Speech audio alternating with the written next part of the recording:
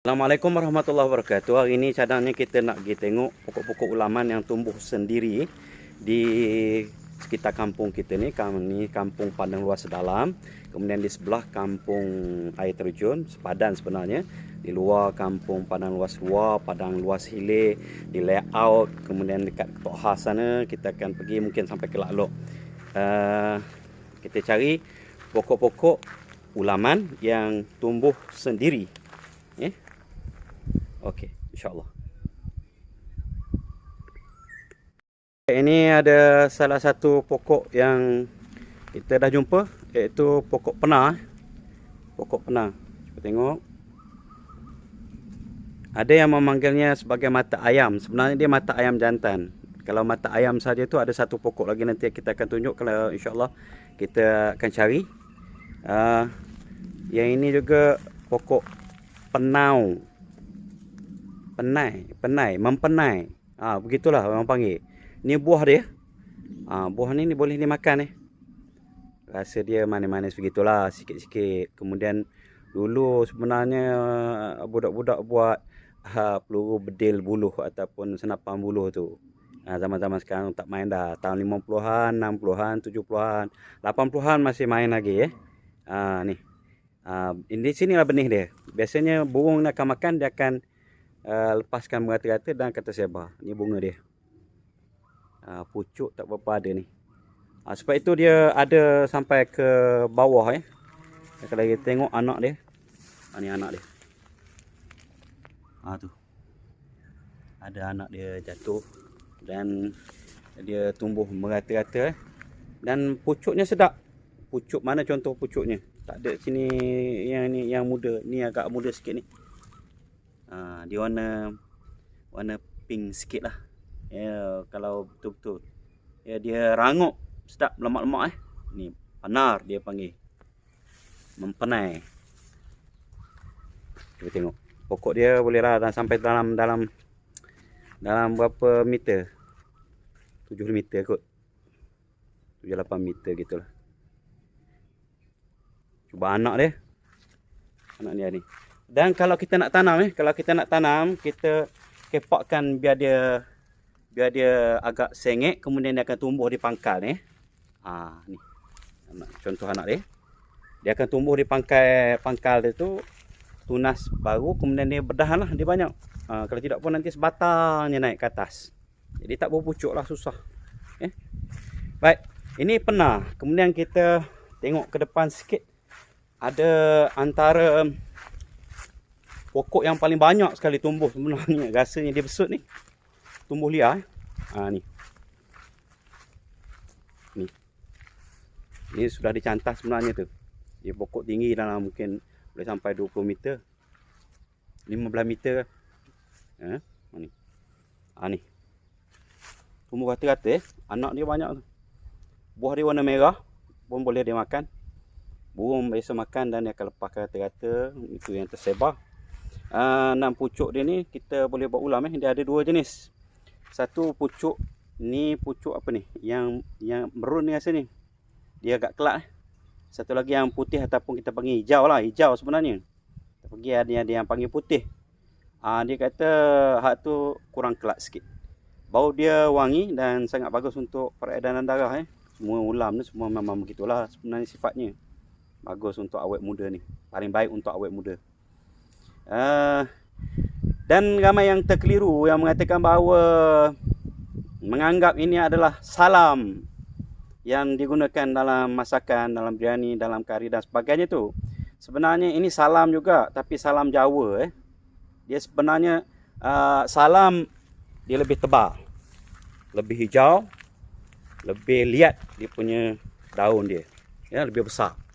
Sementara pokok ni pokok serai kayu ni ataupun pokok samak ni, dia lebih runcing, daun dia lebih lembut, lebih nipis. Itu perbezaan pokok salam dengan pokok serai kayu ataupun salam Jawa . Ni boleh nak kalau nak ditanam di dalam pasu pun kita trim lah. Bagi rendah sokmo. InsyaAllah. Jadi bubur dalam tu sedap. Bubur dalam apa?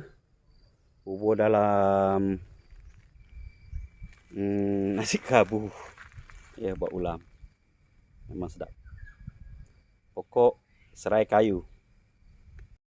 Baik, ini ada satu lagi pokok. Pokok ini namanya tenggek burung ataupun tapak tiga. Cabang tiga, bukan tapak tiga. Tapak itik, ya. Pucuknya dibuat ulam memang sedap. Dia rasa pahit-pahit, kelat-kelat sikit, ya. Dan ada aroma khas dia.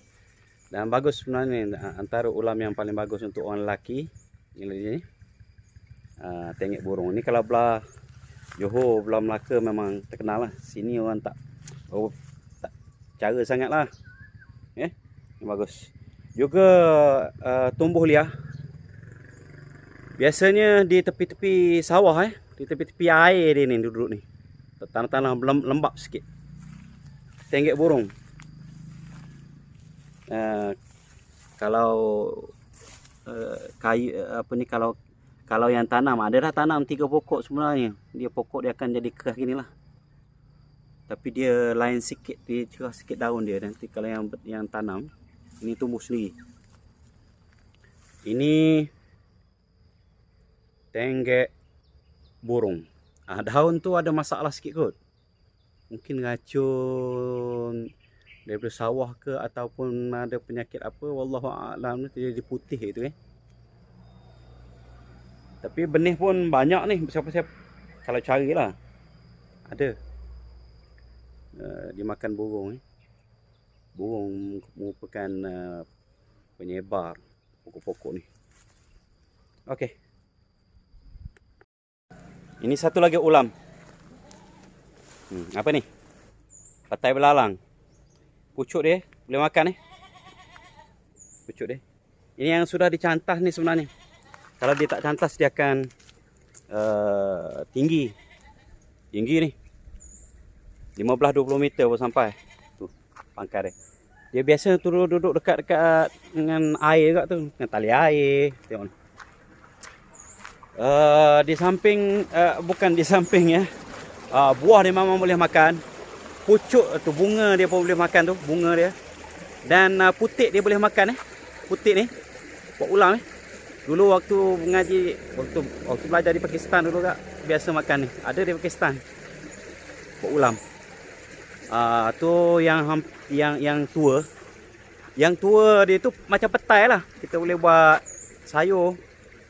Makan dengan nasi kabu sedap tu yang dah tua misalnya. Dah luruh dah bijinya ni. Dia banyak tumbuh-tumbuh beginilah. Ni saya kalau nak tanam pun mudah tu, pacak aja keratan batang boleh. Petai belalang.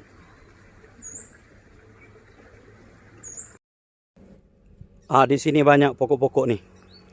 Di tepi-tepi jalan tu penuh, ada bukan penuh lah, maksudnya ada di tepi jalan ni. Ini ni. Pokok apa ni? Lemak ketam, ataupun ada yang panggil lemak udang, ada yang panggil otak udang ya. Warna pucuknya boleh ni makan boleh ni buat ulam. Warna merah tu sedap juga, lemak-lemak dia lemak. Cuma yang tepi air ni dia lebih kelat lah. Pokok dia tinggi ni. Kalau atas darat boleh sampai dalam 10-15 meter, 15 meter sampai. Ni lemak ketam. Dan ada jiran dia ni. Ini pun apa ni? Putat putat. Putat ni pucuknya boleh dimakan, tu pucuk dia. Pucuk dia boleh buat ulam. Dia ada 2 jenis satu jenis yang merah, satu jenis yang putih kita panggil. Orang sini panggil ataupun yang hijau lah sebenarnya, yang hijau. Cuma yang merah ni kata orang tua-tua, orang yang ada masalah buah pinggang tak boleh makan. Wallahu a'lam. Jadi ini pokok putat. Putat ni sebenarnya ada 3 jenis. Ini putat sawah ni, kerana dia duduk air. Dia berbuah, kemudian buah dia jatuh dalam air, dia akan biasa tepi ni ada banyak ni. Biasa dia ambil pokok benih dia. Buah dia boleh makan. Boleh dibuat ulam, boleh buat kerabu. Ya. Ni putat. Rasa dia baik-baik. Lemak sikit. Putat. Ada putat nasi atau putat biasa, ada putat hutan. Putat laut. Putat hutan ni macam putat biasalah, putat laut. Putat. Tidak jauh daripada tempat tadi ada sebatang pokok putat yang besar sebenarnya. Sampai ke atas ni. Ada berapa meter tu? 10, 12 meter, 12 meter, 15 meter ada. Cuma sayangnya dia tak ada berbuah lagi tu, baru berputik, nampak tu, jalur-jalur tu. Kemudian pucuk-pucuk tu kan. Ni cuba tengok sini. Ini yang dahan rendah dia. Ni banyak ni. Banyak dia punya tu. Itu dia punya putik dia, ya. Jalur, kemudian dia akan berbuah lah pada tu. Tangkai-tangkai, bolehlah mudah nanti kita nak makan gabu buah-buah ni, buah putat. Tu. Nampak? Buah dia. Putat deh.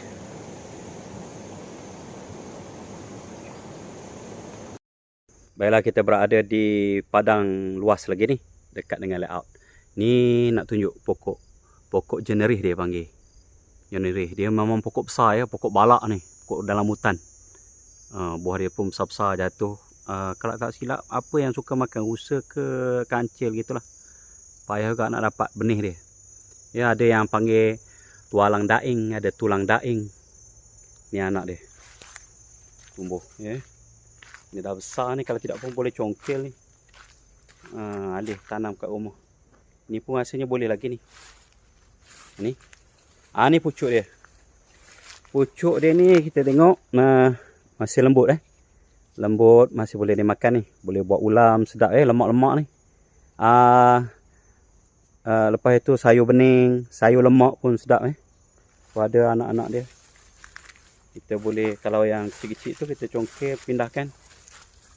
Biarkan.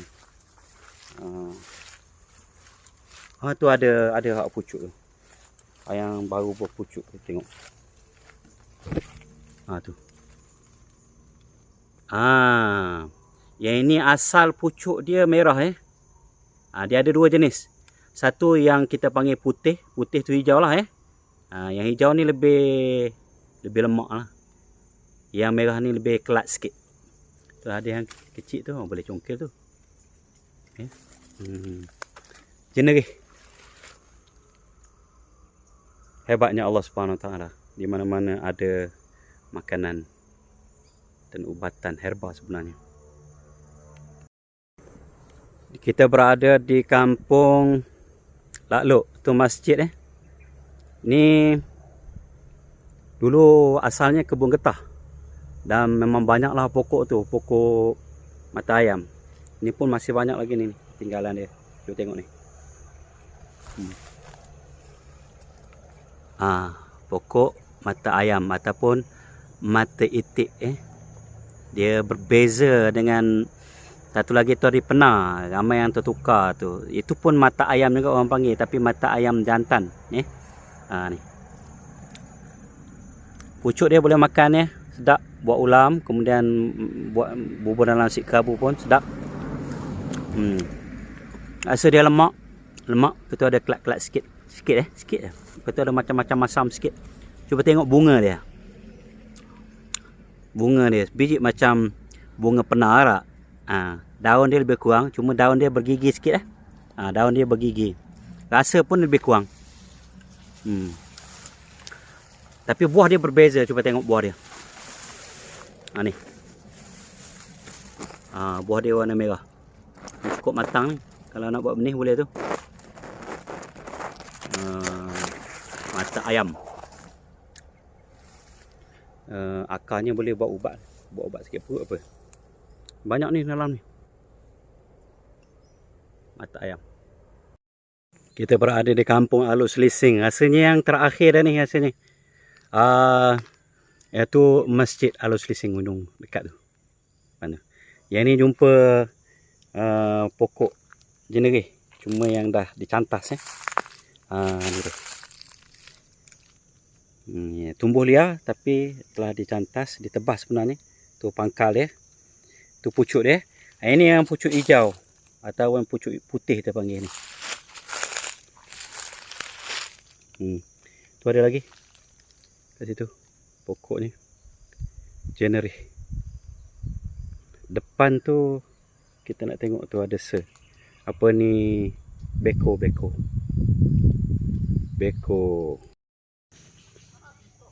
Baik, kita masih lagi berada di Kampung Alus Lising. Tu beko tu. Ni. Banyak pokok beko ni. Pokok beko kalau dia duduk di tepi sawah, dia akan, katanya memang akan betul-betul menjadi. Tengok buah dia tu ya. Buah dia tu pun boleh dimakan dibuat kerabu. Pucuknya memanglah dicelur, dibuat kerabu pun boleh. Ni beko. Biasanya orang akan cantas kan, akan tumbuh balik gitu. Ni macam ni. Jadi mudah untuk dikutip pucuknya. Ni. Tengok tu pucuk dia. Pucuk tu dia makan. Kulit juga sebenarnya berkhasiat, akar juga. Buah ya, orang buat ubat demam. Untuk yang lepas bersalin mandi lepas bersalin, untuk banyakkan susu badan. Buah dia tu memang berkhasiat lah. Beko panggil. Okey, ini yang terakhir lah rasanya. Habislah kita pusing beberapa buah kampung dalam sekitar, tak banyak, dalam mungkin 5 kilo persegi kot, 7 kilo persegi. Inilah dia ulang-ulaman yang ada tumbuh meliar sebenarnya. Tumbuh secara semula jadi di Besut, Terengganu. Wallahu a'lam.